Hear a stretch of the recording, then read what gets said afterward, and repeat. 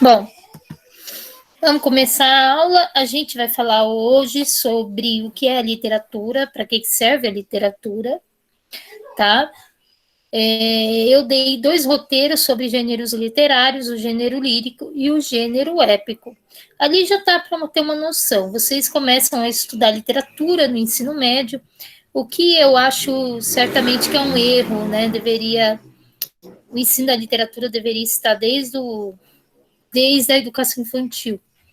Não dessa maneira que a gente vai estudar, na verdade, vocês começam a estudar mais a história da literatura, né? Uma historiografia da literatura, com autores, obras e tendências dessas obras. Mas, com certeza, é um conteúdo que deveria estar presente desde a educação infantil. Né? Se fala em literatura, o que vocês têm na mente? Qual é a ideia que vocês pensam? O que vocês pensam? A primeira coisa que vocês pensam? Livro, Livro, poesia, essas coisas. poesia, que mais? Poesia tá Ah, certo. não sei, não sei mais. Eu acho que só poesia, livros e contos, né? Não sei se contos é a mesma coisa. Os contos entram, sim. A verdade, literatura, ela tem um conceito, nem sempre ela foi um conceito único, né? É um conceito que acaba mudando conforme o tempo. Então, o que é literatura para uma época, não é literatura para outra época, o que é considerada literatura. Por exemplo, antigamente, na época, a gente chama das épocas clássicas, quem escrevia carta, não era uma literatura, não era considerada literatura, carta pessoal, tá? Hoje, depende como você escreve essa carta, vai ser literatura ou não. Então, vai depender muito também de quem escreve e como escreve. Nem sempre do gênero em si, tá? Por quê? Porque, por exemplo, nós temos crônicas.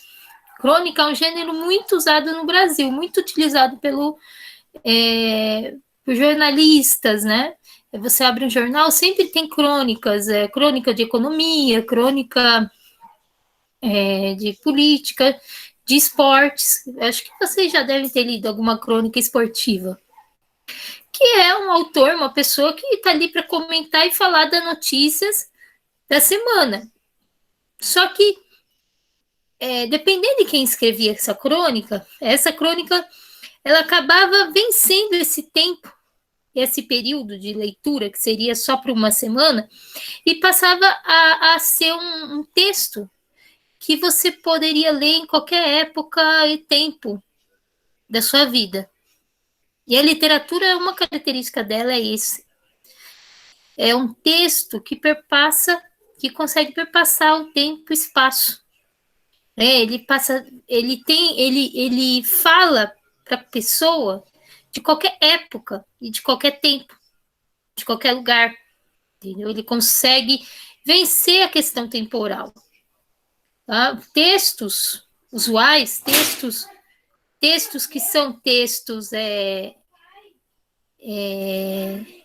são textos assim tem uma função apenas comunicativa, cumpriu a função, ele morre. Você escreve um bilhete para alguém para deixar um bilhete na geladeira, por exemplo. Informei que a torneira quebrou e deixa porque você quebrou a torneira, sei lá, do tanque e teve que sair. E você pôs lá para sua mãe, ó, a torneira tá quebrada, deu uma arrumada, depois eu vou conserto. Você colocou esse bilhete, assim que você cumpriu a mensagem, ela cumpriu, ela chegou, sua mãe leu, aquele papel depois você vai jogar fora.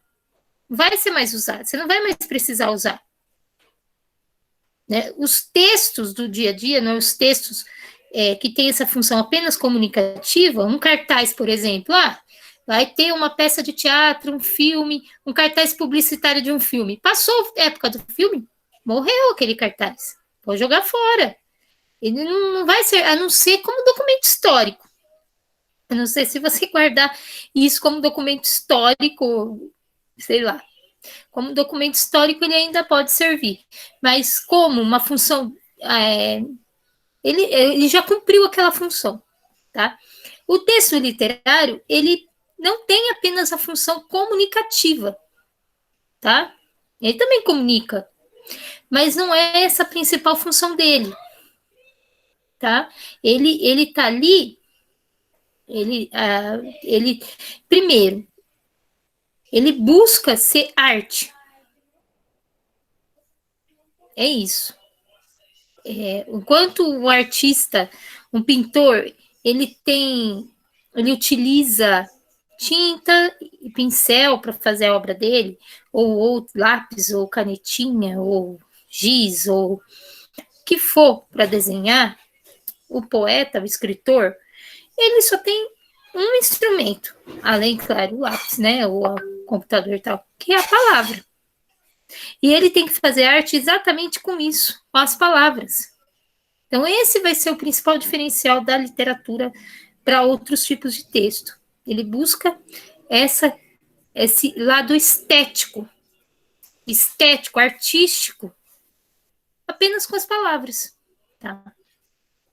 Essa palavra, literatura, muitas vezes foi usada, e ainda às vezes é usada, para textos técnicos, assim, a literatura acadêmica, a literatura... para falar de um conjunto de textos determinados. Tá? Como, por exemplo, a literatura científica, que seriam textos científicos. Mas quando eu falo apenas literatura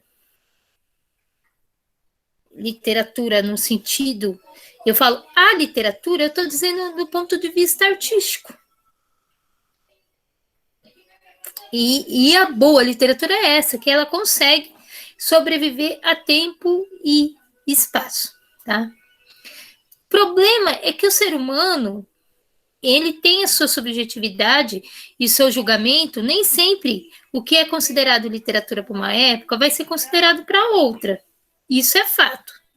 Muda-se épocas, muda-se desejos, muda-se objetivos, muda-se das pessoas o interesse também, né? O que a gente conhece como literatura, por exemplo, no Ocidente, é muito diferente do Oriente. Mas não deixa de ter essa questão estética. Não deixa.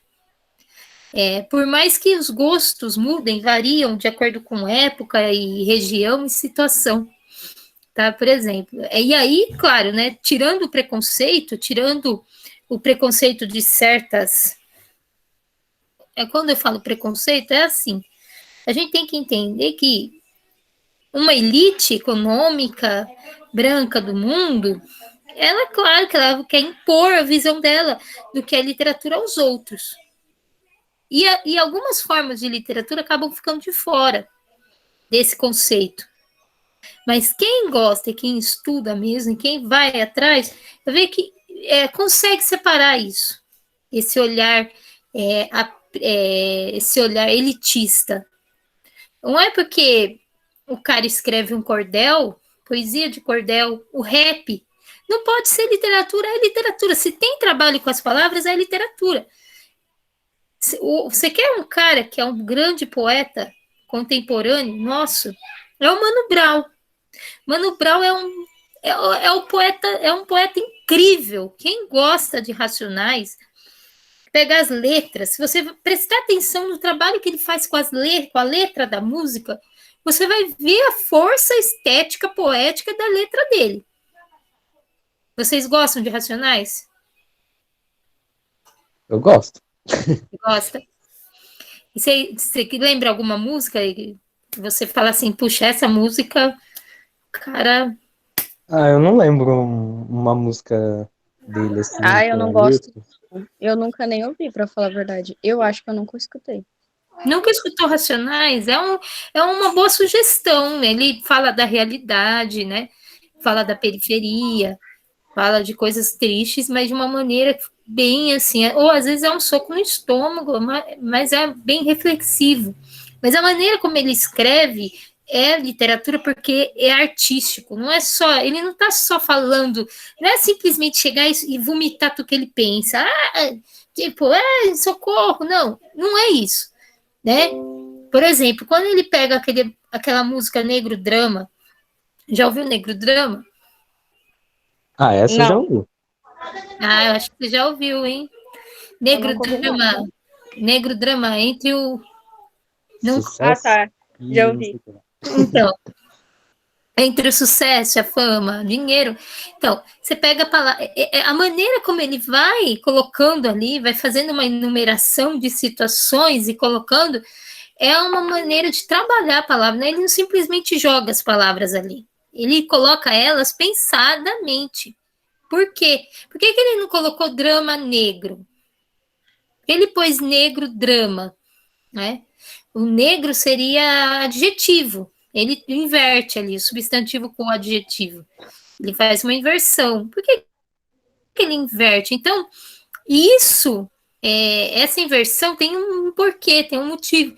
Isso vai explicitando durante a música. E tem outras situações da música que a gente poderia fazer uma análise e mostrar como ele pensou. Então, não é porque é um poeta do povo, um poeta popular, que não é poeta, né? Isso é aí que tá. Muitas vezes a gente definiu historicamente a literatura exatamente por uma questão social, de classe social.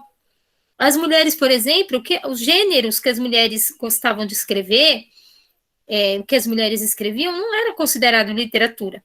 Por exemplo, a carta, por exemplo, era um gênero mais que as mulheres utilizavam mais, escreviam mais. Então, isso acabava, era considerado um gênero menor, era quase não considerado literatura, por isso, né? Por estar na mão das mulheres mesmo. Então, isso não era uma análise técnica, era uma análise elitista social, tá? Hoje, os estudos recentes, os estudos que tentam tirar essa visão e nós temos apenas uma literatura, uma única literatura que está abrindo as portas, abrindo a visão das pessoas para outras formas de literatura. O que é importante que todas elas tenham esse lado estético. Tá? Isso não tem como, esse lado de trabalhar com a palavra, de fazer da palavra o seu maior, a sua matéria-prima principal. A palavra, as expressões, o cuidado, né, de escrever. A gente tem isso, você vai encontrar tanto em poetas, escritores do povo e outros que a gente acha que são mais acadêmicos, tá? Então, eu vou pegar aqui vou abrir o roteiro. Esse roteiro foi assim, gente. Eu fiquei sem computador, então tive como eu construir. Eu peguei de um amigo, ele, professor também, eu emprestei dele para passar para vocês e a gente vai comentando o que ele escreveu ali, é exatamente também o que eu ia trabalhar. Não tem muita diferença. Então, por isso que eu peguei. E porque ele tá explicadinho também. Vou ver se agora. Bom, já abri. Bom, tem que colocar aqui apresentar tela, né?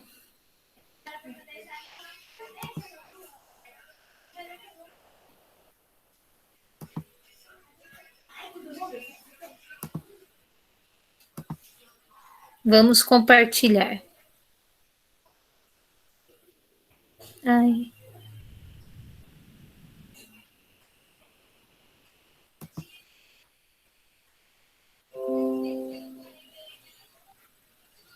Estão enxergando?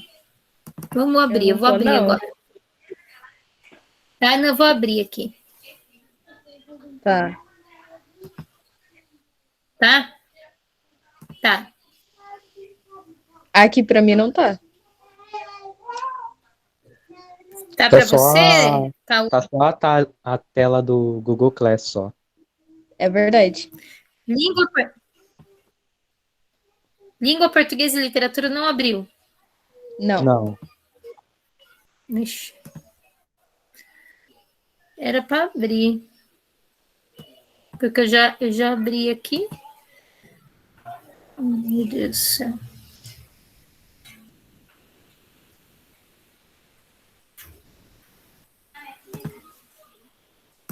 Agora foi?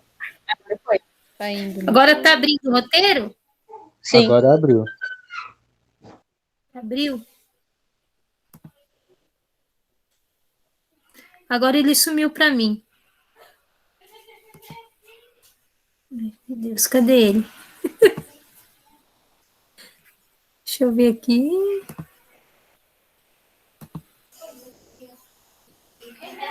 Ai, meu Deus.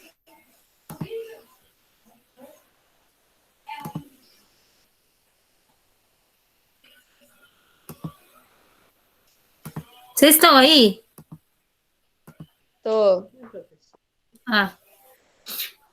Bom, eu não estou vendo o aplicativo mais, o texto. Subiu, apareceu para você e sumiu para mim aqui.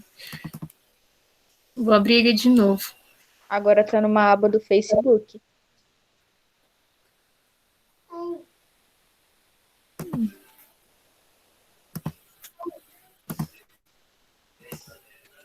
Agora, abriu de novo? Não, tá na aba do Facebook ainda.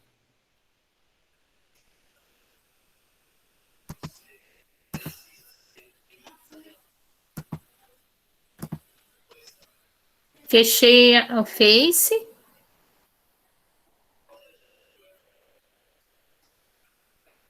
Aí, eu acho que eu tenho que pôr tela inteira, então não uma janela.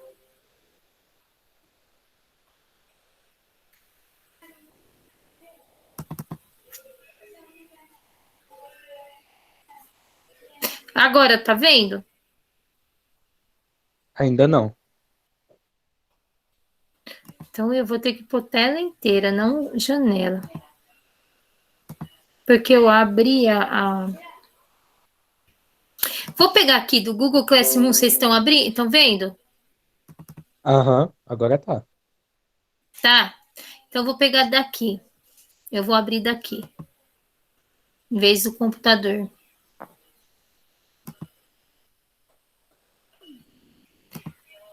Aqui.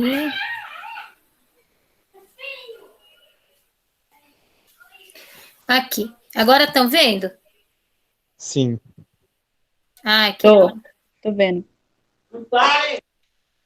Aqui, ó. Aqui tem um pouquinho sobre a história da literatura. Na verdade, ele escreveu de uma maneira que deu para entender bastante, uma maneira bem didática, sabe?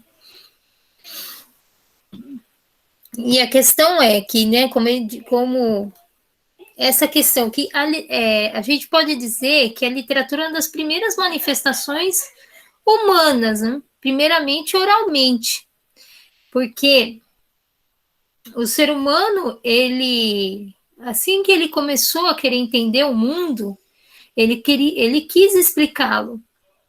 E como explicar o que ele não entende?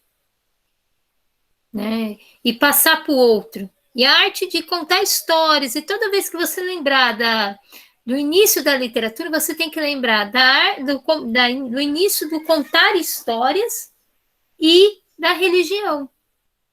Tá? Por que da religião? Porque a religião, o que maneira mais que a gente pode pensar que maneira mais fácil de expressar a religião a não ser através de cantos e rituais, né? Cantos e dança. Isso tudo também faz parte de uma certa literatura. Canto, a música, né? O início da poesia, por exemplo, estava ali. Você tentar fazer com que a palavra explique a si mesma, que a palavra expressa exatamente o que você sente, de uma maneira que ela seja completa. Né? Não depende apenas, ela não vai apenas representar o que você falou, mas ela vai ser o que você falou. Sabe aquela história quando você toma cuidado com o que você diz para não acontecer? As pessoas não têm essa crença. Olha, não vou. Cuidado, seja positivo, não fale coisas negativas, pode acontecer isso com você, bate 3 vezes o que você está dizendo, bate na boca, não diga isso. As pessoas não têm essa. As pessoas acham que as palavras têm poder. É Tem por isso. poder. Isso não é de hoje. E o poeta também, ele tenta fazer isso mesmo, Cauã. Ele tenta dar esse poder para a palavra. A palavra se torna a própria coisa em si. Tá? E na mística da religião, isso é muito forte. Mas quando você fala para alguém, Deus te abençoe, você está mandando, é como se você estivesse mandando ao mesmo tempo, como se você estivesse dando um sopro de Deus ali para aquela pessoa. Não é? É assim que a gente sente quando a gente recebe essas palavras, graças a Deus, Deus abençoe. Quando a gente vai orar, vai fazer uma oração, Pai Nosso, né? A gente tem essa impressão, essa força, de que a palavra tem essa força. E isso é muito presente na literatura. Essa questão de dar poder às palavras, de fazer com que elas não apenas representem as coisas. Por isso que a gente diz que ela não tem apenas a função comunicativa. Ela não está ali só para comunicar o que alguma coisa, dizer, dar uma mensagem. Não é simplesmente transmitir uma mensagem, mas simplesmente ser a própria mensagem. É que ele está falando. Aqui ele diz assim: como todas as artes, a literatura reflete a relação do ser humano com o mundo e com seus semelhantes. Na medida em que essas relações se transformam historicamente, a literatura também se transforma, pois a literatura é sensível a peculiaridades de cada época. Sim. Por isso que a gente vai estudar cada época, por isso que a gente, quando vai estudar literatura, a gente acaba estudando história. Por quê? Para entender como que as relações daquela época transformaram a visão desses escritores em relação aos seus escritos. E como isso foi expresso dentro daquela obra. Mas, como eu digo, a obra literária, ela quer falar para a sua época, mas ela não quer falar só para a sua época. Ela quer falar para o todo, ela quer transpassar essa época. Ela quer ser algo que ultrapasse limite de tempo e espaço. Senão ela morre.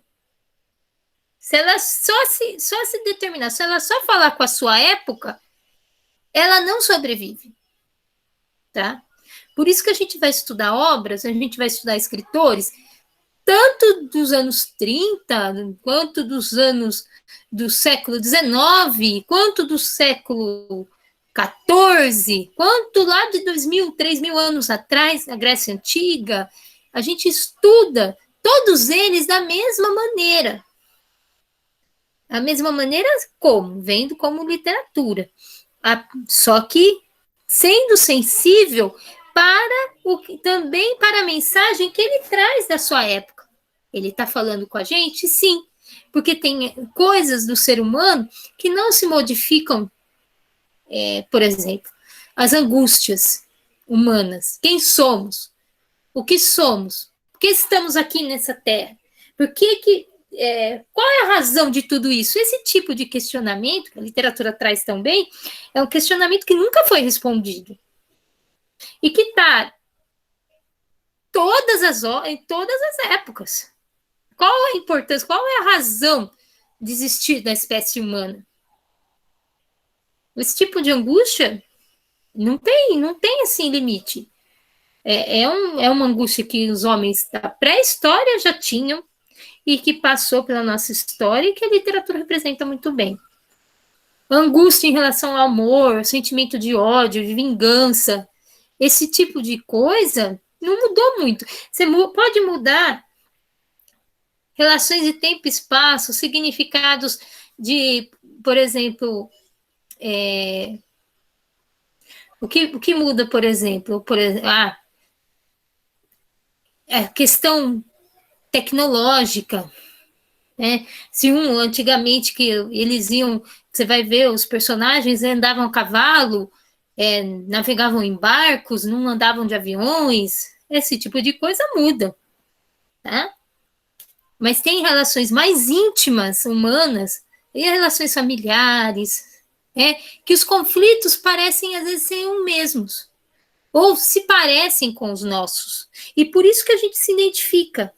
Então ele fala assim: Na medida em que essas relações se transformam, a literatura também se transforma. Sim, a literatura ela é algo que perpassa o tempo e espaço, mas ela também é fruto do seu tempo. Por isso que é algo tão sensível para ser estudado. De questionar a realidade, a organização e a convivência social. Sim, as organizações sociais, a forma como a gente vê o mundo, assim, organiza politicamente o mundo mudou. Tá? Por exemplo, claro que na época do Shakespeare reinava o absolutismo, né? Você tinha a forma de reis, você tinha um clero, você tinha a nobreza, né? Você tinha uma outra forma de relações sociais, de extrato social. E isso vai ser diferente depois com a queda, com a Revolução Francesa, com as chamadas repúblicas, com o voto, com o retorno da democracia. Esse tipo de coisa política, é claro que vai ser diferente. E a obra lá do Shakespeare, ele vai trazer traços do absolutismo no que ele escreve. Vai, mas tem coisa que ele escreveu lá, 500 anos atrás, que tem até hoje. Ou você já nunca viu um pai, duas famílias que não deixam seus filhos ficarem juntos. Tanto é que a história dele é copiada, recopiada, adaptada, não é? Que nem Romeu e Julieta. Ou um cara que mata a mulher por ciúme, como Otelo fez. E Romeu e Julieta parece ser... Eu vejo muito na internet as pessoas romantizando serem Romeu e Julieta. Muito, porque a pessoa não leu o livro. Assim, se você for ler a obra, você vai ver que as adaptações são ridículas. Eu vou falar a verdade. Muitas vezes eles adaptam o Romeu e Julieta, parece que é doce, açucarado. Não. É super forte. É horrível. É horrível. Ele se mata, ela se mata envenenada. Eles matam, um mata esfaqueado, outro se mata envenenado. Ela tem 13. Sabe quantos anos ela tem na obra? Ela tem 13 anos. Ele tem 14. Meu Deus, que horror. Ele São só crianças. São crianças, e era normal. Tá? Então, o que as pessoas acham que aquilo ficam horrorizadas, assim, ou acham que Romeu e Julieta vai ser mais doce, mais ameno, é o contrário. Lá tem homossexual, tem história, acho que é o irmão da Julieta, não é? É o primo da Julieta se apaixona pelo Romeu, tá? Então tem homossexualidade, tem coisas, tem questão de drogadição, tem vingança, tem guerra entre gangues, tem um erotismo velado nas palavras dele, quando, por exemplo, o cara fala que ele vai tirar a espada da bainha e vai passar em todas as virgens. Isso tá no texto. E, isso é muito cruel, porque as pessoas romantizam isso na internet como se fosse algo super leve. Não é. Muito problemático. Não é, que assim, a pessoa não lê o texto original. Sim. Tá? O texto não deixa de ser incrível, maravilhoso. Porque a maneira como ele escreve, como eu digo, a maneira como ele escreve vai te trazendo emoções fortíssimas, né? E a maneira como ele vai trabalhando as palavras ali, e essa dupla linguagem, né?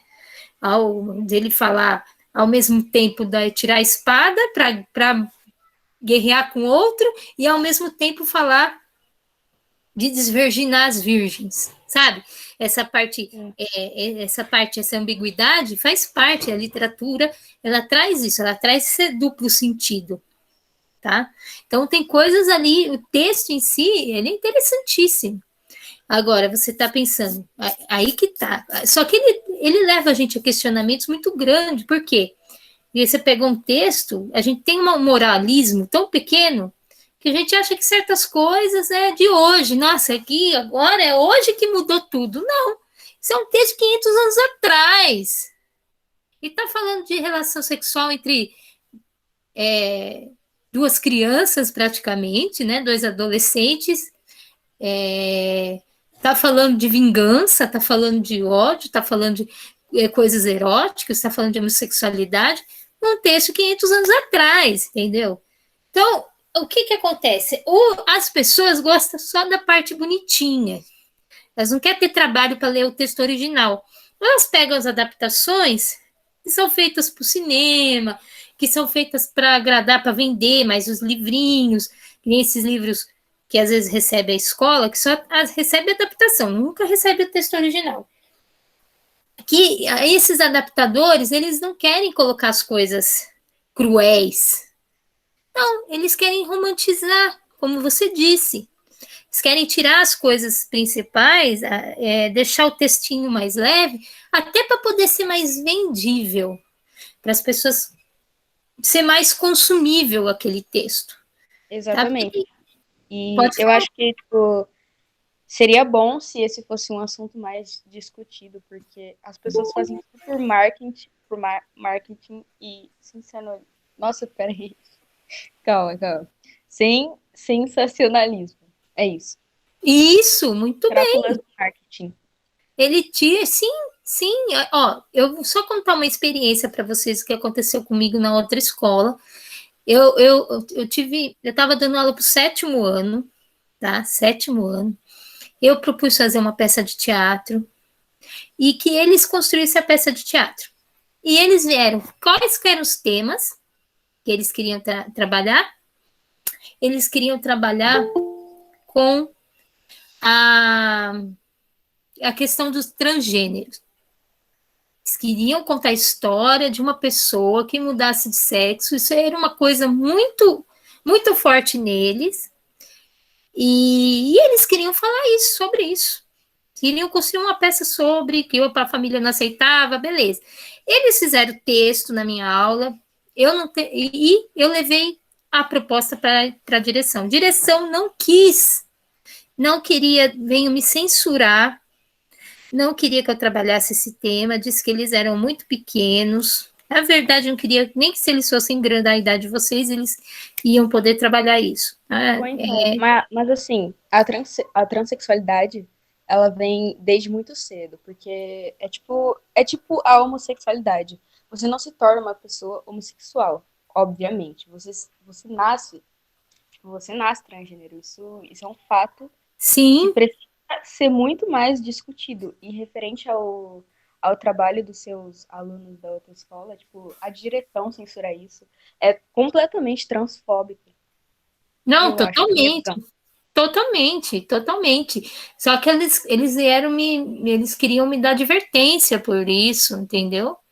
Elas vêm 3 e 4 pessoas para me censurar na sala e falou que iam falar para os pais, iam fazer um regaço e tal, ia acabar com a minha vida, beleza. Aí a diretora virou e falou assim para mim: por que você não trabalha Romeu e Julieta? Meu Deus. Eu posso trabalhar Romeu e Julieta? Romeu e Julieta, algo mais, sabe, mais leve, mais tal, mais próprio para a idade deles. Então tá bom, eu vou trabalhar Romeu e Julieta. Eu fui no texto original. Eu trabalhei o texto original, fiz eles lerem, a gente pegou a peça para fazer a peça, e tudo aquilo que não poderia trabalhar na outra, a gente trabalhou em Romeu e Julieta. Aí eu pedi para eles adaptar para o Romeu e Julieta moderno.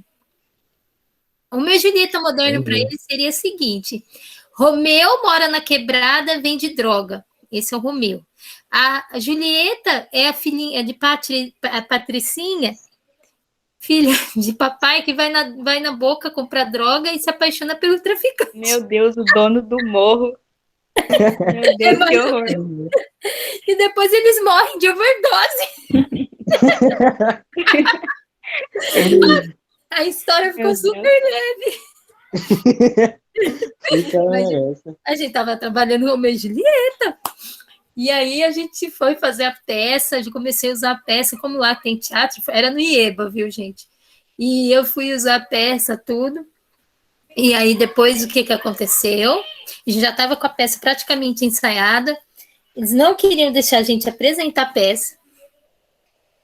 Sério. Queriam... Mas aí é complicado, né?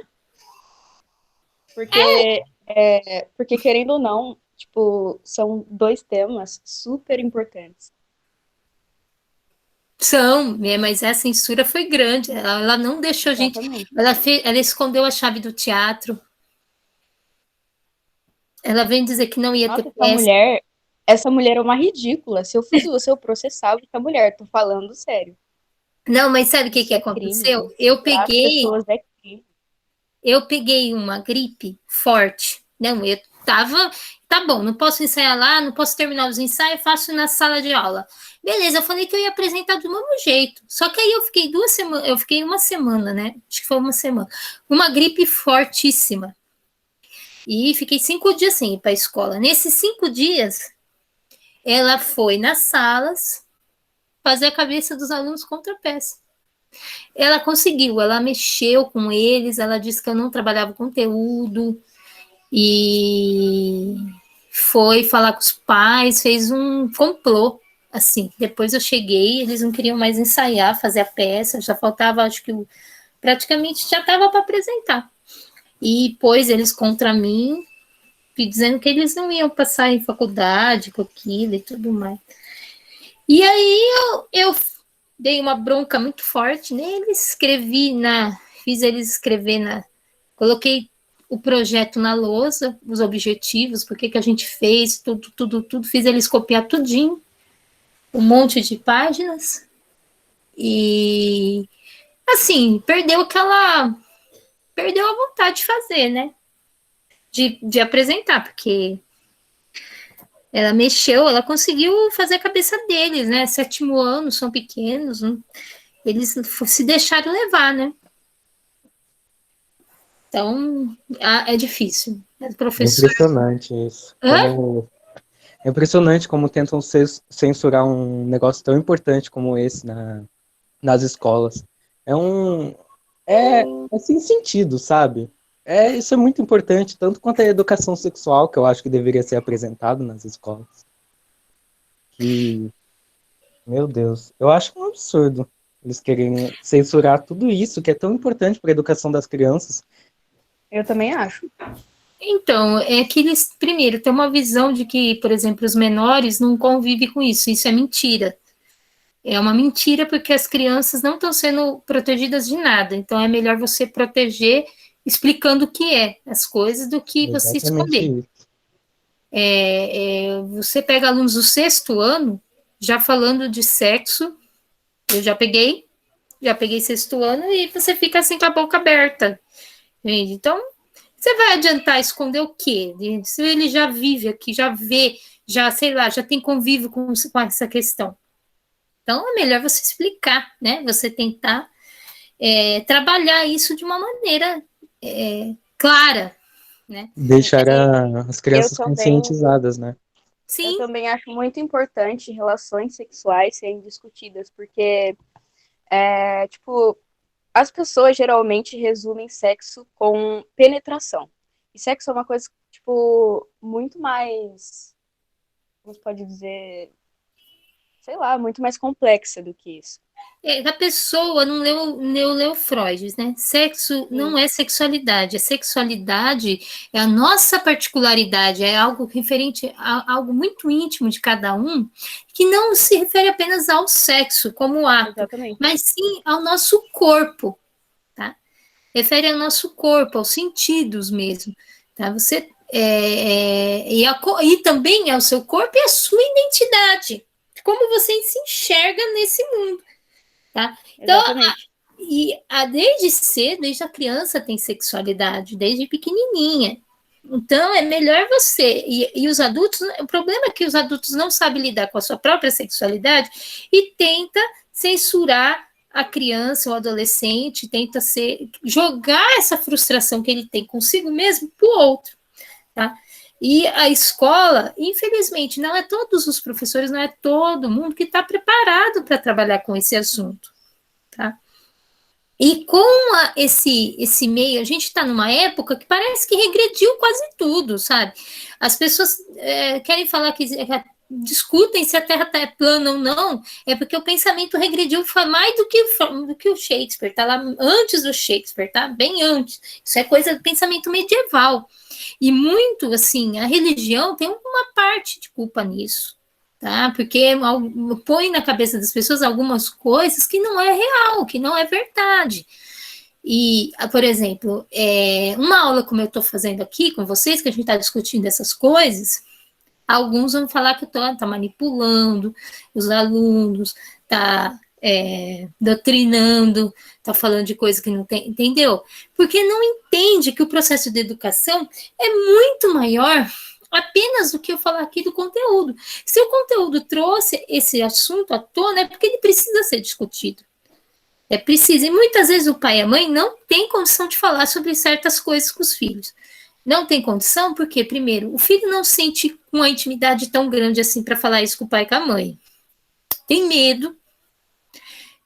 Às vezes o pai e a mãe têm preconceito com algumas coisas e às vezes não vai saber nem orientar direito. Né? Então, eu penso que, infelizmente, tá difícil para ser professor assim hoje, quando você quer trabalhar mesmo, de verdade, com certas questões, e você sabe que é importante, porque você tem até medo de vir um processo em cima de você, porque você está falando de algo que, de repente, vai ter um censor e vai falar, olha, você não pode falar sobre isso, o que é um absurdo, porque a escola deveria ser um lugar para se falar de tudo. Exatamente. De tudo. Né? Então, quando a gente tem essa abertura, isso é muito bom que a gente possa discutir sobre essas questões.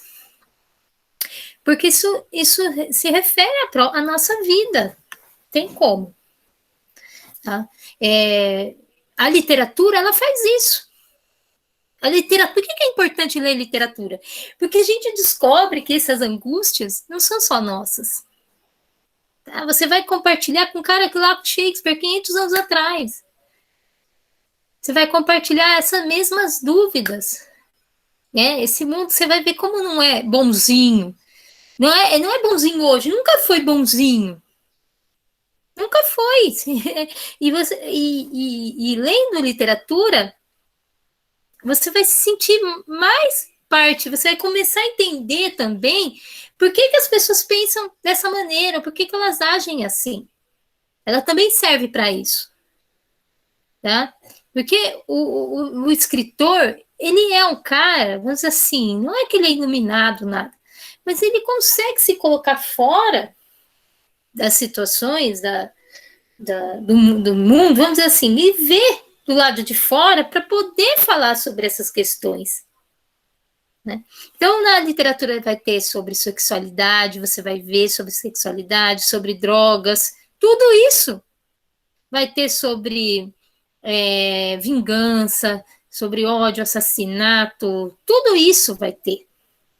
Né? Tem obras. A gente pode dizer, por exemplo, uma literatura que vocês, não sei se vocês gostam, mas que tem isso e que os pais nem prestam atenção. É engraçado, né? Porque eles às vezes nem veem o que vocês estão vendo. Não presta atenção assim, não conseguiu ainda perceber. Tem essa complexidade toda, são os animes. Você vê o personagem, eu falo assim, nossa, tem coisas, se você parar para pensar, que são fortes nos animes. Né? Você vê o Death Note, por exemplo, aquela relação, que apesar, se a pessoa só olhar superficialmente, ela vai falar, tem muita morte e tal, o cara mata todo mundo, mas não, se ela não se atentar para o jogo psicológico que os dois personagens e os opostos, parece o L e o Kira, parece que são os mesmos. Vocês já assistiram? Tô falando, nem sei se vocês já assistiram. Eu já assisti, sim, já assisti tudo. Eu achei muito interessante o que você achou? Protagonista. Eu achei muito interessante a ideia dele de acabar com os crimes e as coisas de absurdos que acontecem entre a sociedade que ele vive. E algumas pessoas falam que a ideia dele de acabar matando todas as pessoas que fazem a maldade pro mundo é errada. Mas eu, assim, não sei se é errado pensar isso, Mas eu acharia que o mundo seria um pouco melhor, assim, se fosse na ideia dele. Não que, não que fosse, seja realmente certo isso, eu não acho completamente certo, mas é basicamente isso. Eu não sei se a Mas sociedade é você não assim por causa percebeu dele. que ele se transformou no próprio mal que ele queria combater? Sim, é exatamente isso que eu cheguei na conclusão do anime. No, no, no anime mesmo. Foi bem complexo É esse bem anime. complexo. É bem complexo, porque ele parte de um desejo de fazer o bem, certo? Ele É, quer fazer, ele parte de um desejo intrínseco de querer fazer o bem, eliminando o mal do mundo, eliminando as acaba pessoas más. que as pessoas mudam muito com o poder, né? Ele acabou ganhando um poder assim muito além do que ele imaginava e Isso, acabou ultrapassando os limites. isso. Porque de repente ele começou a matar pessoas não só que estavam condenadas, mas pessoas suspeitas. É, Que não quer dizer que realmente cometeu um não crime, sem julgamento, né? sim, é como se ele fosse um reizinho aleatório de 1000 anos atrás, fazendo o que acha certo, sendo que na realidade ele está cometendo um massacre sem sentido. Isso, então ele se torna, querendo fazer o bem, ele se torna igual ao mal. Será que esse é o melhor caminho? Então, os questionamentos que esse anime faz são bastante fortes. A literatura também traz questionamentos nesse sentido, tá? E há muitos, tem muitos textos literários que partem desse princípio também. Tá? Que um protagonista, ele passa, de repente, ele deixa de ser ele, ele nem sempre é o bem, ele nem sempre é o lado do bem, ele tem a sua parte má, e isso vai trazendo à tona conforme a narrativa passa, tá?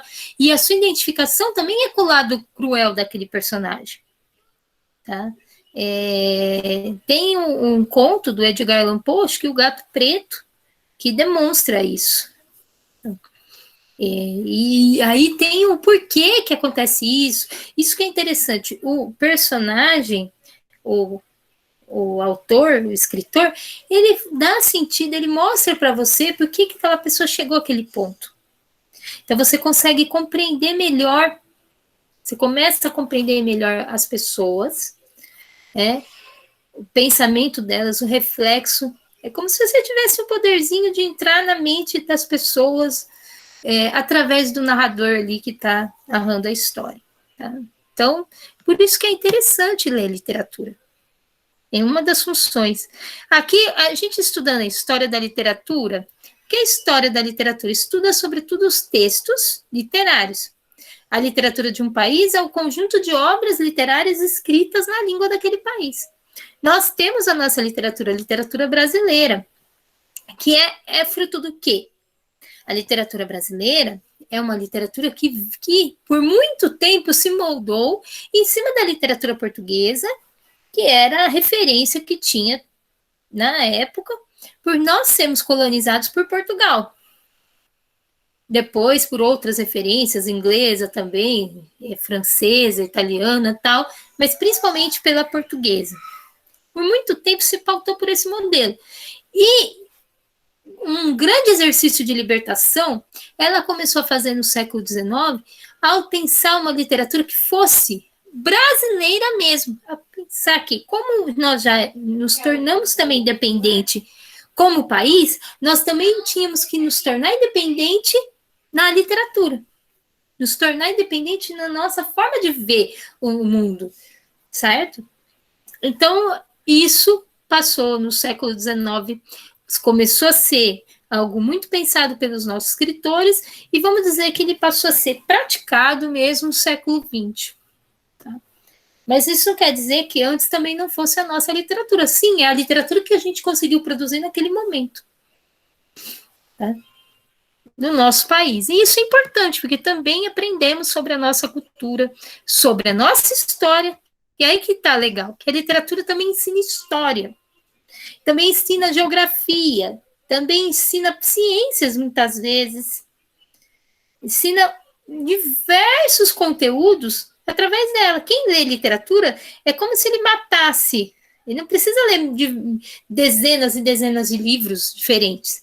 A literatura em si, ela consegue te explicar e te ensinar de vários conteúdos diferentes ao mesmo tempo.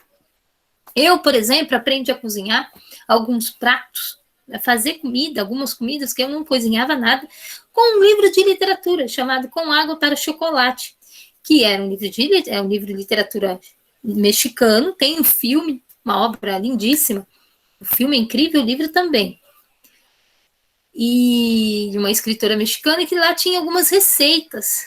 Tinha uma receita de patê, bolachinha e feijão e tal. E eu comecei a fazer aquelas receitas em casa. As primeiras receitas que eu fui fazer da minha vida na cozinha foi de um livro literário. Até isso você pode aprender. Quais são os objetivos da história da literatura? Estudar o conjunto dessas obras dessa nação, né? A gente começa estudando a literatura brasileira. No nosso conteúdo, é que com a pandemia acaba encurtando um pouco o conteúdo. Tá? O que é o correto, por exemplo, é da literatura brasileira, portuguesa e africana. As 3 literaturas. Né? Que influencia e também trabalhar um pouco a literatura indígena. Mas como a gente acaba tendo, com a pandemia, o nosso conteúdo fica um pouco reduzido, né? Então, acaba a gente focar mais na nossa literatura brasileira mesmo. Todas as gerações entendem e interpretam os textos literários do mesmo modo? Aí ele fala, não, realmente não. Aí que tá. Outra coisa que a literatura vai começar a perceber é que o leitor também influencia a leitura do texto. Ele depende da época, ele vai ler de um jeito, ele vai ler de uma maneira. E isso também vai ser importante para a interpretação daquele texto, e aquelas interpretações vão acabar ajudando a construir aquele texto de alguma maneira. É como se, por exemplo, nós lemos um texto literário também pela leitura dos outros, pela análise que os outros fizeram daquela obra. A leitura de outros que já leram aquela obra ajuda a gente a entender essa obra, né?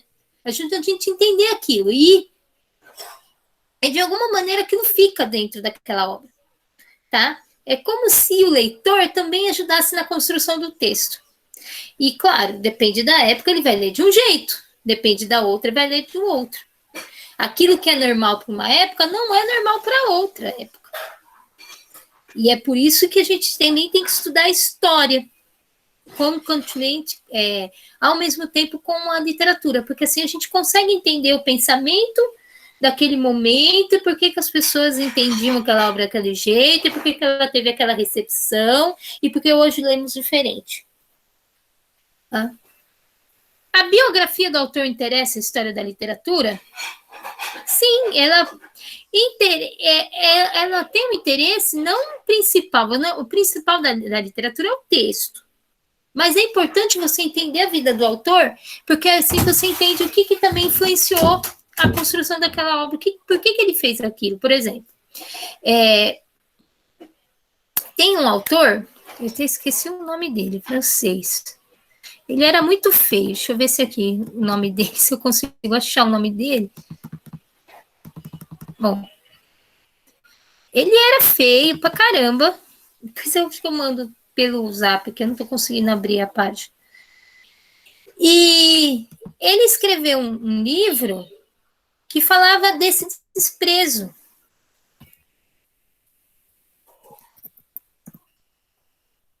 Deixa eu ver aqui se eu acho.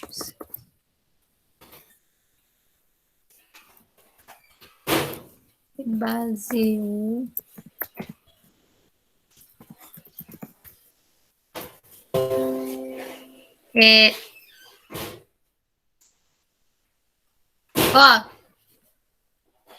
Edmundo Rostand. Deixa eu ver isso aqui. Cyrano de Bergerac. Agora eu já achei a obra.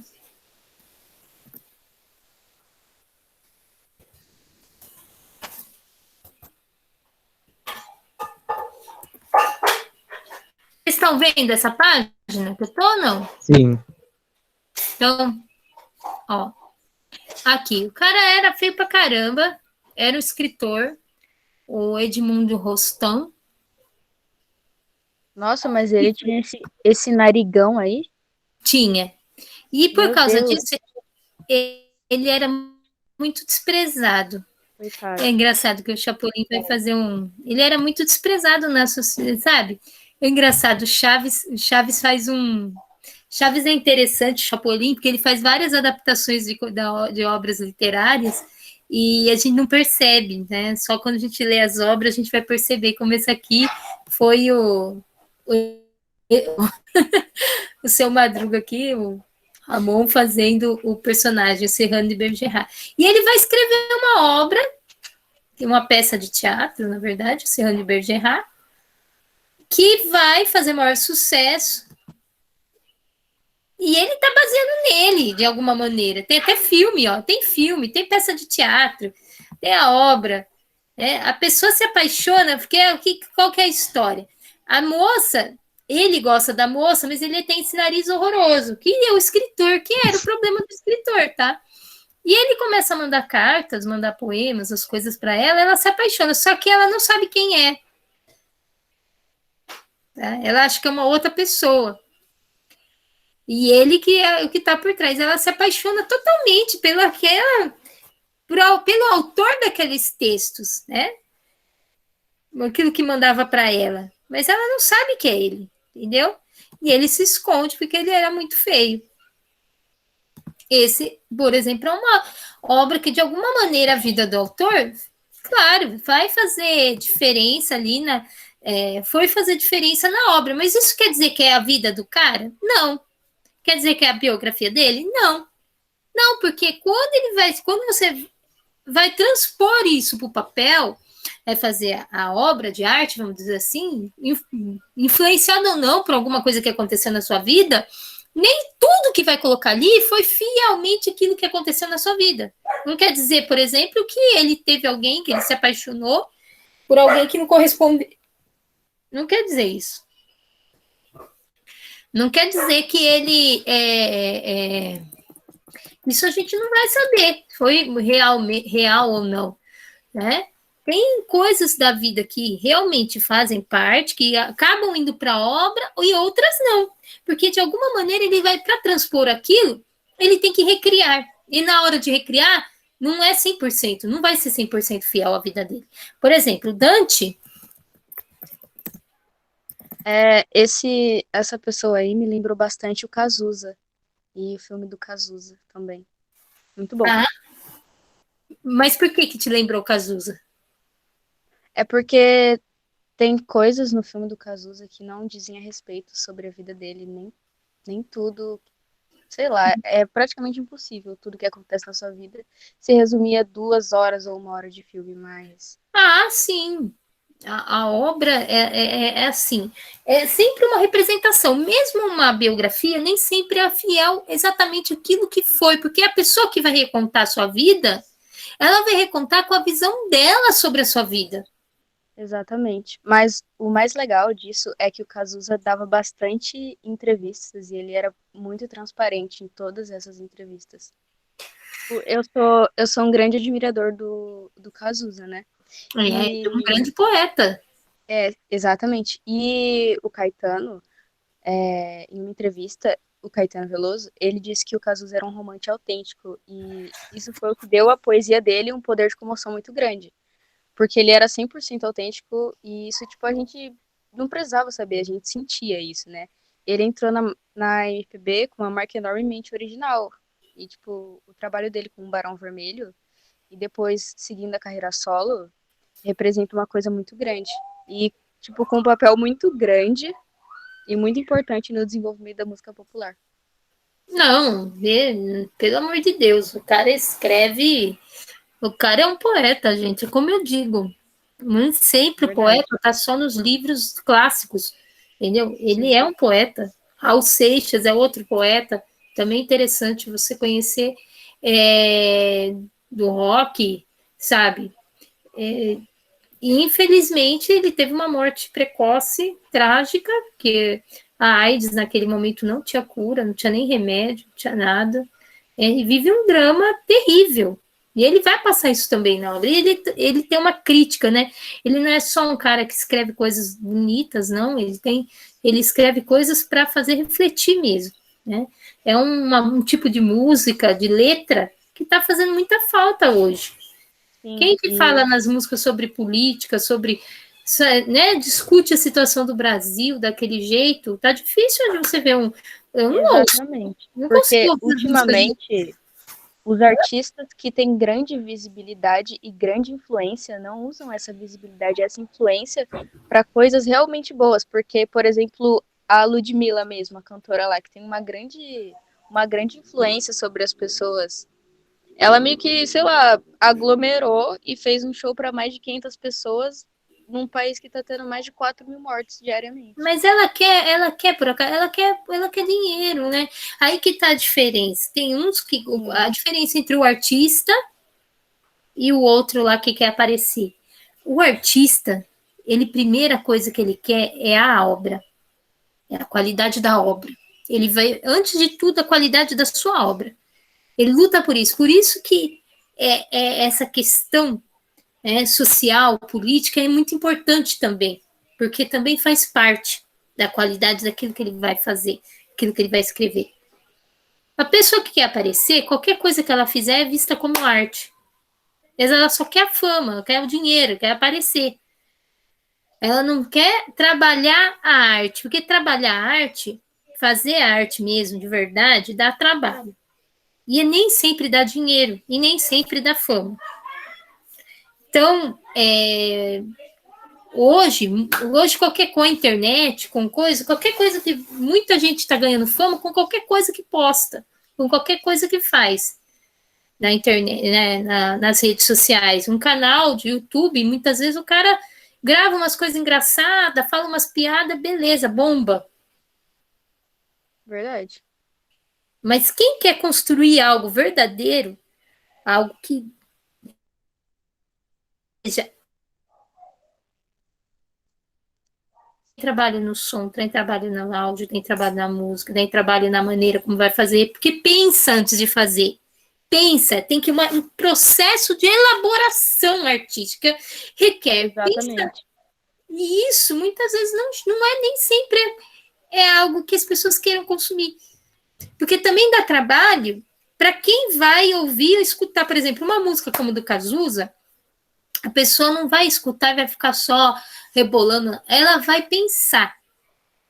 Ela vai ter que ouvir, parar e pensar. E tem pessoas que não querem pensar, tá? Eles querem as coisas mais fáceis. A Ludmilla vai para as pessoas que querem coisas mais fáceis. Às vezes a pessoa só quer ir lá, rebolar mesmo, quer dançar, quer tirar tudo aquilo, quer só explodir. Tirar aquela, sabe? Aquela energia, aquela coisa que tá dentro dela. Ela só quer. Sim, mas eu acho isso uma coisa bastante ambiciosa e muito cruel, porque com todo o tempo de trabalho de carreira dela, ela obviamente não precisa trabalhar nessa situação, no momento atual. Então, tipo, é bastante ambicioso e cruel também, porque, tipo, se não passa pela sua cabeça que tem mais de 5.000 pessoas morrendo diariamente, que já ultrapassamos mais de 500.000 mortos no Brasil, sabe? Não sei, isso é bastante cruel. Sabe o que é?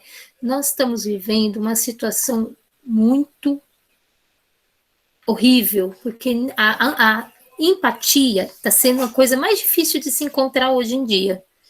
A gente pensou que com a pandemia pudesse ativar uma coisa que chama solidariedade nas pessoas, amor ao próximo. E é algo que, infelizmente, parece que as pessoas não conseguem entender isso. E ter empatia pelo próximo, ter. Você vê, e começa do exemplo de cima, dessas caras aí que tem mídia. Você vê o Neymar, ele também Nossa, desrespeita. o Neymar é um completo, eu acho, na minha visão, que o Neymar é um completo de serviço. Porque, tipo, ocorreu aquela situação com o João Luiz no BBB, de o Rodolfo ter comparado o cabelo dele com algo sujo e, enfim, sujo, né? E, tipo, o Neymar falou que isso era um completo mimimi, que era vitimismo e etc. E, tipo, ele sendo uma pessoa preta, sei lá, devia ter mais um pouco de consciência, talvez. Ele nem se vê como preto, para começar. Neymar É, não se acha negro. E ele é, realmente. né? Isso que é mais Sim, engraçado, mas ele não se vê. Começa por aí, que a pessoa não se identifica com aquilo que ela é, né? sim. É um completo egocêntrico, completo, totalmente pior que ele influencia muito, principalmente meninos, Sim, jovens, adolescentes. Isso que é o pior, assim. Acho que o máximo é ser um Neymar na vida, ter muito dinheiro, muita mulher e pouca cabeça para tudo, né? Pouco é, cérebro. Outra pessoa, você vê, o Patrick de Paula, esses tempos do Palmeiras, foi os torcida pegou ele porque ele estava numa balada com mais de 400 pessoas. Não tem empatia. E esse exemplo de cima tosco acaba influenciando muita gente. Muita gente segue, né? Como, por exemplo, não é possível que alguém acredite nas coisas que o Bolsonaro fala e se identifica com aquilo. Tipo, quem se identificar que a pessoa fala, não use máscara. Gente, pelo amor de Deus, já provou que a máscara é importante e evita. exatamente. Como você pode acreditar nessas coisas, entende? É isso que eu fico me perguntando. Por que, que as pessoas acreditam nisso? Porque elas também têm algo cruel dentro delas, cara. De que está Sim, pouco se lixando. Elas acreditam e se identificam, porque elas também têm esse lado assim, pouco se lixando para os outros. Ah, morreu, morreu, mas não sou eu que morri. é Entendeu? verdade. Num Morreu meu. país onde a maioria é analfabeto, professora, você não se espera muita coisa, não. Mas o amor ao próximo não precisa de escola, É gente. verdade. É exatamente isso, É isso. mas as pessoas não têm Eu mais isso. tô, eu tô achando, tipo, esse bate-papo muito interessante, porque eu fui uma semana nas aulas presenciais e todos os professores que eu conversei se privaram de conversar sobre o governo atual. Porque, sei lá, não sei, eu não sei Na muito verdade, as dizer. pessoas têm medo de falar, mas a gente tem que Exatamente, falar, a gente tem que discutir sim. É um governo que está matando pessoas. E exatamente. só que E se o você que eu não. ficar calado, você está contribuindo com isso, não é? É, Claro, não existe meio termo. Ou você tá completamente contra, ou você tá a favor, e é isso. É, exatamente. não, é assim. O que acontece? No Brasil, hoje, nós estamos vivendo uma inversão de valores extrema, uma questão de perda de identidade. A gente não sabe mais quem é o Brasil, o que é o Brasil. Parece que o Brasil desapareceu. Que país que nós vivemos? Quem é o brasileiro? Porque até então a gente acreditava que o brasileiro era um povo feliz, amistoso, amigo, companheiro e solidário. E esse tipo de, sabe, um povo alegre, festivo, mas que também era acolhedor, né? Era aquele povo assim, gente, são 500 mil mortes que são pessoas que morreram e muita gente continua vivendo como se tivesse tudo normal. E isso, para mim, choca muito.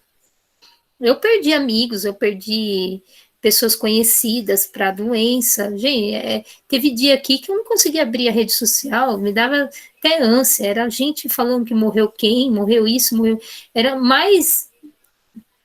Era morte para todo lado, só notícia de morte, sabe? E não é normal isso. Não é normal. É porque tem uma pandemia que tem que morrer todo mundo. Tem maneiras de se prevenir, maneiras de cuidar da saúde, e isso requer o quê? Política pública. Isso não foi feito.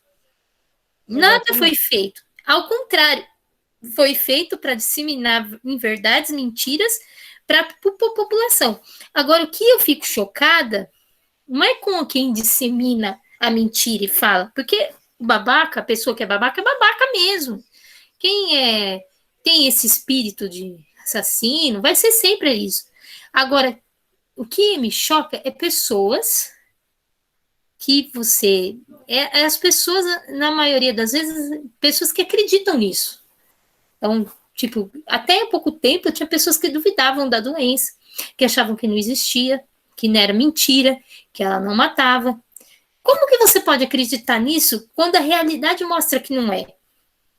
É algo meio surreal, porque você vê pessoas morrendo, você vê pessoas morrendo no seu trabalho, você vê pessoas... Ó, só de Ergília morreu 2 pessoas.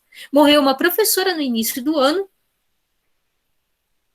a Claudinha, e morreu de ciências, e morreu uma secretária da escola. A professora de ciências que morreu. Chama Claudinha. Ela Claudinha? eu dei aula com ela, ela era baixinha, loira, óculos. Ela ela era uma professora bastante antiga lá. Eu dei aula em 2016 no Ergília, ela dava aula lá e estava até hoje lá. Ela morreu no início do ano. Ainda morreu em fevereiro, assim que abriu a escola. Acho que ela pegou lá, deve ter pego lá e ninguém quis falar, né? Porque assim que teve... Porque antes de começar as aulas teve planejamento. E ela morreu e assim... Poxa, morreu alguém dali, poxa, ninguém se... Será que não era motivo de parar as aulas? Sei lá, motivo de parar tudo? Morreu alguém do seu serviço, morreu junto com você, trabalhando. Será que a gente tem que ir para trabalhar, a gente tem que morrer? Sabe? As pessoas não pensam, será que não conseguem se unir nesse momento? Porque ali são coisas que, em outras situações, o instinto de sobrevivência animal falaria mais forte. Olha, eu não aceito trabalhar num lugar que faz aglomeração, um lugar que me coloca em risco, que não tem máscara, que não me dá isso. Pronto. Porque quem que continua ganhando com as mortes é quem não se arrisca, pode ter certeza. O cara pensa assim, foda-se, você vai para o trabalho, seu trabalho, pegar a Covid e morrer, ele vai continuar ganhando. Porque ele não vai trabalhar. Quem vai é você por ele. O dono do comércio, o dono da fábrica, ele está na casa dele, fazendo isolamento, ele deve estar em algum sítio, em algum lugar se isolado lá, entendeu? Esses caras que fazem manifestação aí, que sai de carrão contra o lockdown, eles não são eles que vão pegar o ônibus lotado. Não são eles que vai pôr a cara deles na rua para trabalhar todo dia. Não vai, não, pode ter certeza que eles estão fazendo isolamento. Eles falam eles pregam para o povo que use cloroquina, enquanto eles vão lá vacinar. Como vi alguns políticos que falavam da cloroquina e tudo mais, indo vacinar pelo SUS, o qual eles queriam vender. Então, não acreditem nessas caras, não acreditem nessas falácias, porque eles mesmos vão arriscar a vida deles. Agora, infelizmente, você não vê um movimento que parta de sobrevivência do próprio povo, poxa vida. Vamos exigir, vem não. Aí critica os professores, porque muitos professores são contra o retorno presencial, que acham que as escolas têm que reabrir e acabou. Mas não fala de por que tem que reabrir tudo sem vacina, sem auxílio, sem um auxílio emergencial que seja verdadeiro, gente. Seja de fato um auxílio. Poxa, você acha que R$150 alimentar alguém? Poxa, as pessoas precisam de um dinheiro que realmente, em outros países, eles estavam pagando para as pessoas ficarem em casa. O Brasil é um país rico. Só que a nossa riqueza vai para alguns só. O Brasil é um país rico. Por exemplo, meu irmão está morando na Irlanda. Ele trabalha lá no serviço mais, vamos dizer assim, é o serviço, é a base, né? Ele trabalha no frigorífico. Sendo imigrante, imagina, seria a classe social menos vista, menos olhada. Eles fizeram os frigoríficos trabalhar apenas 4 horas por dia, e estavam pagando parte do salário dos trabalhadores. Quando precisou ficar em lockdown lá, eles pagavam para esses trabalhadores ficar em casa, mesmo não sendo irlandês, sendo imigrantes. Um país desse tamanhozinho, que não tem nada, praticamente não importa quase todo o alimento que ele consome. Porque a Irlanda praticamente está no Polo Norte, lá, praticamente no lugar de gelo. Entendeu? É uma ilha. O Brasil é riquíssimo. O Brasil tem a Amazônia. O Brasil tem a maior riqueza de água do mundo. É o maior subsolo aquático, as maiores bacias hidrográficas, a maior reserva de metal, alumínio, cobre, nióbio. O subsolo do Brasil é riquíssimo. Sabe, o Brasil é super, tem a maior disposição de sol do mundo. Pode fabricar energia solar, eólica. Capacidade energética do Brasil talvez seja a maior que tem no planeta. Sabe? E por que o povo tem que passar fome? Petróleo, nós temos o pré-sal, que nos coloca entre os 3 maiores produtores de petróleo do mundo. Gente, as pessoas precisam parar e pensar, mas as pessoas, por que é importante estudar, ler? Exatamente para saber de tudo isso, ter noção crítica disso, para não aceitar qualquer coisa que te colocam na cabeça. A nossa mídia é muito corrupta. A nossa mídia manipula a cabeça das pessoas porque tem interesses comerciais, empresariais, para continuar apenas os mesmos ganhando e vivendo e sobrevivendo aqui. Se você morrer de Covid no trabalho, eles pensam assim, eu contrato outro. Amanhã eu vou lá, tenho quantos desempregados? Eu ponho outro no seu lugar. É assim que o sistema está pensando.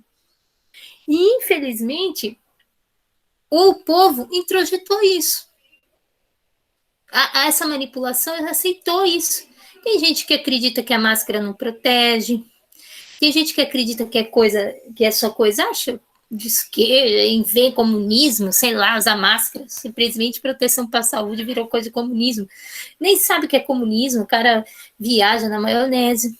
Como que as pessoas podem se identificar com tanta estupidez? É por quê? Por que se identificam com tanta estupidez? É algo que a gente tem que se perguntar e pensar para poder refundar esse país. O Brasil precisa ser refundado. A gente precisa refazer o Brasil.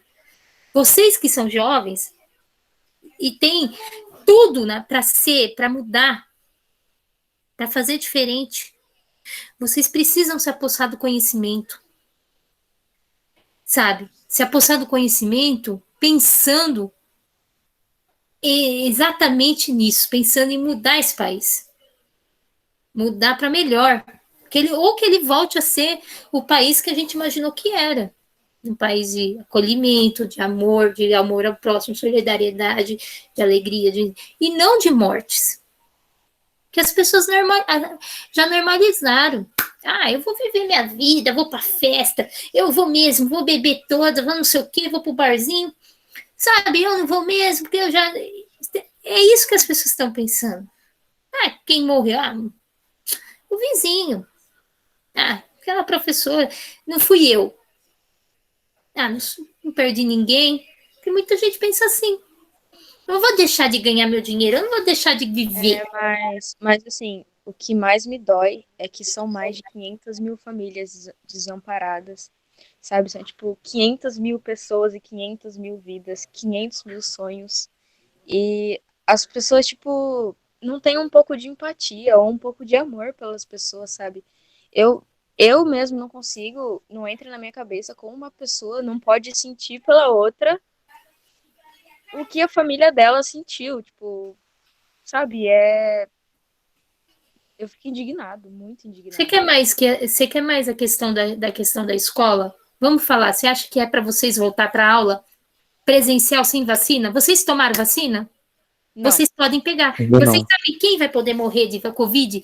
Jovem, adolescente também morre. Pode morrer menos, mas tem adolescente que já morreu de Covid e tem crianças que já morreram de Covid. E o Brasil está se tornando o país com o maior número de mortes em crianças e adolescentes do mundo. Alguém, por acaso, está preocupado com isso? Nossa. Eu não me sinto segura para voltar a dar aula com a sala cheia. Desculpa, não vai ter espaço para andar, não tem, a escola não é arejada, vocês sabem que não tem, que ali é super fechado. e não vai ter espaço, e vai ter muita gente que não vai respeitar protocolo nenhum. É verdade. E aí? Pega a Covid ali e leva para casa, leva para a família. Por que as pessoas, e por que ainda tem pais, os próprios pais, tão ansiosos demais para que essas escolas abrem? Por que tem uma pressão tão grande da sociedade para essas escolas abrir sem antes vacinar todo mundo? E é uma coisa, poxa, eu tenho nojo de pensar numa sociedade que não consegue, que não pensa na proteção de crianças e adolescentes. Que coloque, é como se tivesse uma guerra e falasse, a gente tem que abrir escola. Tá tendo guerra, tá tendo bomba lá, pode cair na escola. Não, mas a gente precisa da escola aberta. Vamos pôr as crianças e levar essas crianças para o meio do bombardeio. Então, que sociedade que é essa que não fala nada em relação a isso? Sabia que nós vamos se tornar o país com o maior número de órfãos? O tanto de criança que está se tornando órfã nessa pandemia, que não terá pai ou mãe para sustentá-la. O que vai ser dessas crianças? E outra coisa, o Covid deixa sequelas. Ele não só... E as sequelas em crianças e adolescentes podem ser sérias, pode ser para a vida toda. Você pode ganhar um problema para o seu coração, você vai ter que tratar seu coração o resto da vida. Você pode ganhar um problema no seu pulmão, reduzir a sua capacidade pulmonar, você vai ter que fazer fisioterapia pulmonar pro resto da vida. Não é questão só de sobreviver. É questão de quanto que isso não vai gerar também de gasto e quanto isso não vai onerar a vida das pessoas, gerando sequelas terríveis. Então, é assim, uma falta de responsabilidade tremenda. É um absurdo se pensar em abrir escolas num momento desse, com 4 mil mortes e sem vacina. Sabe? Vamos vacinar. Por que não fala, então, de adiantar vacina para vocês? Quando que não tem nem perspectiva de vacinar adolescentes, quanto mais crianças? Não tem nem no calendário, não tem. Eles já autorizaram a vacina da Pfizer para cima de 12 anos. Aí teve uma cidade que começou a vacinar adolescentes e eles foram lá e cancelaram. Por quê? Porque está faltando vacina para os adultos, né? Eles não sabem. Teve apagão de vacina ontem na cidade de São Paulo. Significa que faltou vacina em tudo que é mais de 300 postos ficaram sem vacina. Poxa, quando que vai terminar aí? Quando que vai continuar vacinar esse? Até terminar de vacinar, já surgiu outra variante que pode ser muito mais forte e essa vacina não adianta nada. Infelizmente, o Brasil se tornou um grande espetáculo de contato. E o comediante é o nosso presidente, porque ele vai... Sabe, eu nem consigo falar desse homem sem não sentir repúdio. Sabe que eu acho, assim, o Bolsonaro sempre foi aquilo lá, sempre foi um lixo, ele sempre foi aquilo. Ele sempre foi isso. Ele nunca, o que é mais interessante nele é que ele nunca enganou ninguém. É isso que eu fico mais. Ele nunca enganou. Ele nunca enganou quem ele era. Falar para ele de Covid, ele sempre falou: essa é uma gripezinha, eu não sou coveiro. Ele nunca enganou. Ele já falava em matar 30 mil antes, que tinha que matar um tanto da população e tal. Então, o cara nunca enganou quem ele era, nunca se fez bonzinho, nunca fingiu. A gente batendo palma pra isso. E me indigna. E pior que as pessoas que gostam dele falam que, tipo, mas as pessoas estão morrendo porque chegou a hora delas morrerem. Gente, isso é um plano genocida do Estado e ninguém percebe isso. Não, é uma percepção errada da própria religião, tá? Porque na própria Bíblia, se a gente fosse ver a Bíblia assim, ela diz que você não pode se jogar, não é porque você vai jogar num poço que vai te salvar, não é porque você...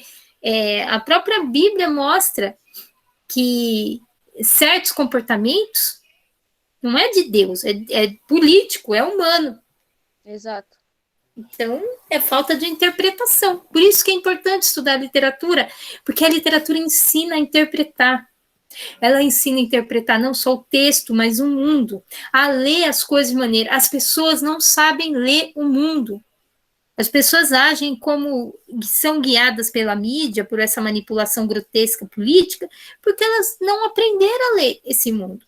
Elas só acreditam naquilo que elas veem com os olhos e pegam com as mãos. E o que falam para elas pelo WhatsApp. Tá? Você viu a fake news que falou agora de Araraquara? Vocês viram hoje? A historinha que criaram de Araraquara, Jovem Pan? Não vi, não. O Cauã não tá aí? Saiu?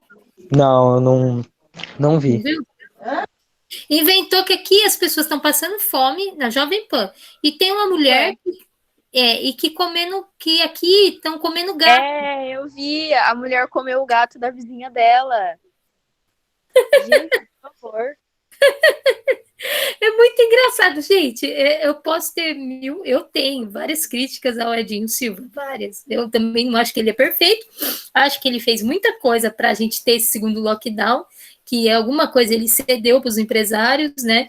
Reabriu tudo também, as escolas, não tá nem aí. Então, ele estava agindo a ponto de realmente esse lockdown novo existir, mas aí inventar que tá comendo gato já é demais, né? E vamos combinar que nesse quesito de assistência social é uma cidade muito diferenciada.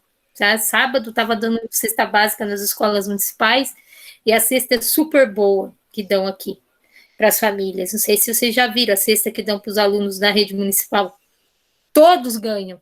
Todos os alunos ganham. Todas as famílias que têm filhos nas escolas municipais ganham. Vem de tudo, tá? Vem 2 pacotes de macarrão, óleo, vem molho de tomate, arroz, feijão, vem sal, açúcar, vem bolacha, e daí ainda vem uma cesta de hortifruti com banana, maçã, vem ovo, uma cartela com 12 ovos, então vem chuchu, batata, cenoura, beterraba, então isso é uma mentira muito grande, né? E o mais engraçado, será que tem gente que acredita nisso? É isso que eu fico pensando. É tão irreal, o que me indica é como pode acreditar nisso, entendeu? E outras coisas verdadeiras não acredita, né? E outras coisas mais reais não acredita. Então, eu não sei. É como se a gente vivesse uma grande piração coletiva. Quem que come gato, gente? Pelo amor de Deus. Isso era pegadinha lá do Topa Tudo por Dinheiro. Tinha uma pegadinha que a mulher vendia churrasquinho. Não sei se vocês já viram essa pegadinha. Aí ela estava vendendo churrasquinho pro cara, o cara comendo, e de repente chegava o cara do Topa Tudo lá, da pegadinha, com um gato na mão e falava: eu peguei esse aqui também e tal. Você vai fazer? E a pessoa queria bater no cara. Isso é pegadinha. E era coisa engraçada, mas é engraçado se isso chegar a ser uma história que um jornalismo, entre aspas, que seria para trabalhar com histórias verídicas, lança para a população. E através dos fake news é que vai formando a cabeça das pessoas também, tá? E isso está muito forte. As pessoas, elas acreditam em coisas assim que não vão procurar, não vão atrás para saber se é real ou não. E acaba acreditando nessas histórias, que é tão assim, parece até coisa de... Nem a literatura seria capaz de criar umas histórias dessas. Vamos dizer a verdade, que tem coisa assim que chega a... O outro cara lá falou que Araraquara tem lockdown de 40 dias. 40 dias! Vai chegar uma semana assim com muito custo. Não, assim, é um mundo... Eu falo assim, que droga que essas pessoas usam, né? Já imaginaram? Eu não sei. Então, vamos só terminar rapidinho. Aqui tá falando aqui, ó. Eu vou só ler isso aqui para vocês. Mas isso tudo que a gente está discutindo é extremamente importante. Faz parte da matéria, sim. Porque o importante da língua portuguesa é dar para vocês criticidade para ler não só os textos literários, os textos da aula, mas os textos da vida, os textos do mundo. E que isso faça vocês refletirem sobre a nossa época, sobre sobre o passado e sobre o futuro, né? Para que a gente não eleja mais pessoas tão despreparadas. para que a gente possa saber no futuro votar de verdade, não acreditar em qualquer coisa que ouve, que vê, sempre procurar duvidar de certas notícias e procurar ir atrás do que é verídico ou não. A literatura ela pode inventar um mundo à parte. Claro que ela pode, porque ela é arte. Na arte, a gente consegue separar a realidade da ficção. A arte é ficção, que nos servem também para refletir sobre a realidade. Mas lá, se você encontrar alguém que come gato, você vai saber que aquilo faz parte do teatro ficcional do texto literário, e não da realidade. Tá? O que muita gente hoje não consegue separar é a realidade da ficção. Isso é quase um surto coletivo. Sabe, pessoa que parece um surto, sabe o que é surto coletivo? É isso. É como se vivêssemos um surto coletivo, surto psicótico coletivo.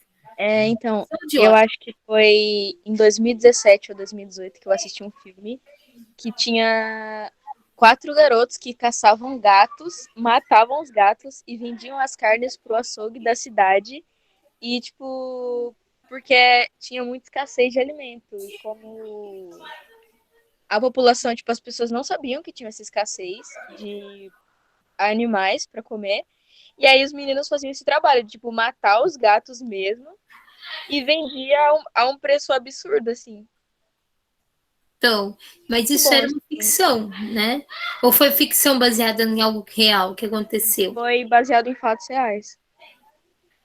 Então, mas isso não é... a gente tem que... Isso aconteceu em determinada época, em determinado momento, aconteceu isso. Por causa disso. O que não acontece com a nossa realidade, tá? Eu não conheço ninguém aqui em Araraquara que esteja passando fome nesse nível, a ponto de matar um gato. Até porque aqui você tem uma rede de solidariedade, se qualquer um precisar, tem um número, um telefone, que você liga, cara, ele vem trazer uma cesta básica excelente para você, inclusive com melhor ainda do que essa da prefeitura, que é a parte do fundo social, vem trazer na tua casa com parte, tem igrejas também que fazem esse trabalho, é incrível. É difícil mesmo eu ver pessoas assim nesse nível, porque essa rede está ela é bem divulgada, né? Muita gente sabe que se precisar, ela tem um número de telefone que ela liga e vem na mesma hora. Um kit maravilhoso de alimentos e um kit de higiene também. Então, sabe, nós temos um trabalho bacana isso, né? A gente tem que ressaltar as coisas boas que tem em Araraquara. Isso é uma coisa excelente. E há muita solidariedade nesse sentido aqui, doações de alimentos nas igrejas e tal. Mas nesse ponto de mentir isso é porque é uma mentira muito escabrosa. Agora, a gente voltar só para terminar aqui. Em resumo, que níveis de relação deve ser considerado pela história da literatura? Primeiro, a gente deve ver o texto em si, a relação entre textos de uma mesma época, sim, porque é outra coisa que eu não falei. Os textos dialogam entre si, tá? Um autor, muitas vezes, ele se baseia em textos que já existiram, em outros textos literários que ele já leu. Então, ele não se baseia só na vida dele e na época que ele vive, mas também nos textos anteriores que perpassaram a vida dele, que ele leu, tá? De outros autores, ou da própria época dele, ou de épocas passadas. Tá? Autores têm muita influência entre si. Eles trocam muito essa influência, a gente chama de confluência. Um autor, ele procura no outro, muitas vezes, traços que pareçam com a obra dele. Aquilo que vai mais se identificar, que ele vai se identificar e que vai dar força também para aquilo que ele escreve. Então, a gente vai estudar a relação entre textos de épocas diferentes, a relação de textos e movimentos literários, estilos de época, as diferenças de efeito, a importância de um mesmo texto, hoje em dia e na época em que foi escrito, e as mudanças no gosto literário. Tá? E os diferentes gêneros. E por que um texto é um gênero? Por que esse texto é considerado literário em uma época e por que na outra não é? Tá? Hoje a gente vai estudar também as mulheres, hoje a gente tem uma visão de literatura até um pouco maior, porque hoje a gente considera a literatura, a gente tenta incluir na nossa biografia de estudos de literatura a história, a literatura feita pelas mulheres, pelo povo, né? Literatura popular, a literatura feita pelos negros, né? Pelos homossexuais, pelos indígenas, que era um público que muitas vezes ficava de fora ou que se escondia. Tá? Teve escritoras que se vestiam de homem e para vender seus livros no século XIX, elas lançavam um pseudônimo masculino, nome masculino, assim, para ninguém saber quem é, que era uma mulher. E outros autores que esconderam essa questão da sexualidade, eles às vezes escondiam, tá? Com medo exatamente do que o público iria achar. Aqui tem os exercícios que vocês podem ler e fazer. Aqui tem um fragmento do poema do João Cabral de Melo Neto, que é um poeta aqui do século XX, brasileiro, que ele prega muito a forma, né? Ele trabalha muito a forma desses poemas, a exatidão das palavras. Então, aqui ele tem um trecho no momento a aspirina, claramente o maior prático dos sóis, o sol de um comprimido de aspirina, do emprego fácil, portátil e barato. Quer dizer, ele está falando da aspirina, que para ele era um sol. O sol de um comprimento de aspirina, você tem que entender que na época dele, a aspirina foi uma revolução, tá? Tem um analgésico, ele está comparando com o sol aqui. Tem um analgésico, não era... Primeiro que a questão dos analgésicos e os... É a mais atual, tá? A gente acha que não. Ter um anestésico ou analgésico, isso é coisa do século XX. Se operava até o século XIX a base de bebida, embriagando um cara, sabe? E éter, para cheirar tal, ou a cocaína, porque não tinha anestésico. Não existia isso. Então, o cara não aguentava. A base de drogas e bebida é que se operava, fazia operação nas pessoas. E abria, viu? E abria, a pessoa via tudo. Cortava. Teve um escritor, o Castro Alves, um poeta, ele deu um tiro no próprio pé. Ele teve que arrancar o pé e fazer imagina, arrancar um pé sem anestesia. Essa é a realidade até o século XIX. Então, a aspirina foi uma grande novidade, ter um analgésico que acabe com qualquer dorzinha, em qualquer momento. Por isso que ele faz essa aqui. Aqui a gente tem aqui quais os dados biográficos o poeta pode oferecer para compreender esse poema? Aí vão ler aqui para responder aqui. O que da vida dele pessoal foi importante para ele fazer esse trecho aqui? Deixa eu ver o que está falando aqui.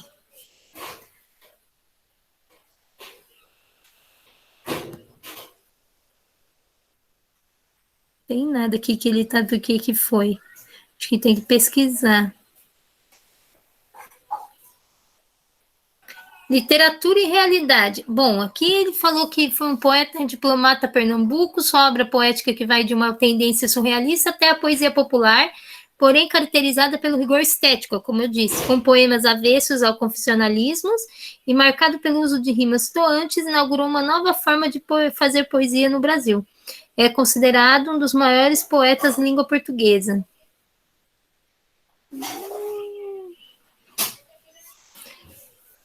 Não tem nada aqui não tem nada aqui que ele colocou que se relaciona com esse trecho que ele pôs. Então, saber aqui, vocês não precisam fazer, tá? Faz só a. Literatura e realidade. A obra literária, como vimos, recria a realidade com a vida, utilizando a palavra, tá? É tudo que a gente falou aqui. Nesse sentido, a literatura é uma imitação da realidade. É uma visão de que imita a realidade, mas ela também faz a sua própria realidade, tá? Ela não só imita, ela tenta imitar a realidade, mas ela também faz a sua própria realidade. Está ali dentro do texto literário. Frequentemente, os autores aproveitam fatos da sua vida como matéria da literatura. Sim, mas não quer dizer que eles fiquem presos a esses fatos. Não ficam, tá? Porque senão não seria literatura. Seria apenas uma expressão, um desabafo. Literatura não é desabafo, porque antes de tudo ele tem que ver o trabalho com a palavra. Então, a literatura representa e também cria a realidade. Ela cria também e muitos autores, o que eles querem? Eles têm o objetivo de recriar a realidade, de refazer uma nova realidade, de usar a literatura para mudar a realidade, aquilo que a gente estava falando, né? Imagine se o Cazuza vivesse hoje. Que poema, que música que ele não faria com essa questão das 500 mil mortes? Com certeza, com a ideia, com a intenção de mudar tudo isso. Tá? De fazer uma É outra... verdade. Eu lembro de uma entrevista que o Cazuza fez, né? Que ele falou que quando ele era mais jovem, ele usava a rebeldia dele contra ele mesmo. Aí, quando ele foi crescendo mais e fazendo mais rock, ele falou que começou a usar essa rebeldia dele para falar sobre política, sexualidade, gênero e vários outros assuntos. Muito bom. Olha, tem bastante coisa nesse roteiro, não vai dar tempo de fazer tudo. Então, isso que você falou, tá certo. Imagina, se ele vivesse hoje, o Cazuza, nossa, ele ia surtar, né? Ele ia ter, assim, ele ia escrever tanto, ia ser tão importante, né? E ele ia ser tão importante, porque aqui, apesar que tem música deles que serve para hoje. A tua piscina tá cheia de ratos. Muito boa, essa é a maior. Ele tá falando de Brasília, né? A piscina cheia de ratos é os políticos. Então, você vê, é uma música dos anos 80. E fala muito bem do que vivemos hoje, né? Se a gente não tem ele aqui hoje para fazer a leitura desse mundo, a gente pode utilizar as músicas dele para poder fazer essa mediação, né? E ver, puxa, ele já estava falando disso. E por isso que é interessante a literatura. Então, vocês podem fazer aquele exercício A. Aí depois vocês fazem a leitura 1 aqui do texto do Mário Quintana, que é um texto que ele está falando sobre literatura, a visão dele sobre literatura, dialogando com Dom Quixote. Aí tem aqui algumas perguntas, responder esse aqui, e essas duas perguntas aqui do Antônio Cândido, que também usa a questão do Mário Quintana. Se vocês fizerem isso me entregar, por enquanto, tá bom. Até essa questão da página 6. Vamos pôr até a página 7, vai? Porque essa página aqui continua os exercícios do texto do Mário Quintana. Então, vocês vão fazer até a página 7, por enquanto. Depois a gente retoma para fazer literatura e sociedade para esse texto aqui. Acho que também é um texto que vai dialogar com o do Mário Quintana, então também será interessante ler. E depois a gente vai a gente retoma para fazer depois leitura 2 e fazer os outros, tá bom? Tudo bem? Até a página 7? Tudo bem, Cauã? Lucas? Sim, tudo bem. Sim. Tá, até a página 7. E aí a gente retoma essa aula na semana que vem, a gente vai discutir mais sobre essa questão, a gente pode trabalhar com o Cazuza. Você gosta do Cazuza, Cauã? Eu nunca ouvi falar, só comecei a prestar atenção mesmo sobre ele com vocês comentando. Você vai gostar. Tem um cantor e um poeta também que eu gosto bastante e que eu já conversei muito sobre ele com o Cauã, que é tipo o Yonlu. Muito bom. Quem? É mesmo. Yonlu. Eu não conheço esse, manda pra mim. Ele é gaúcho. Ele era de Porto Alegre. Ele é vivo? Não, ele cometeu suicídio em 2006.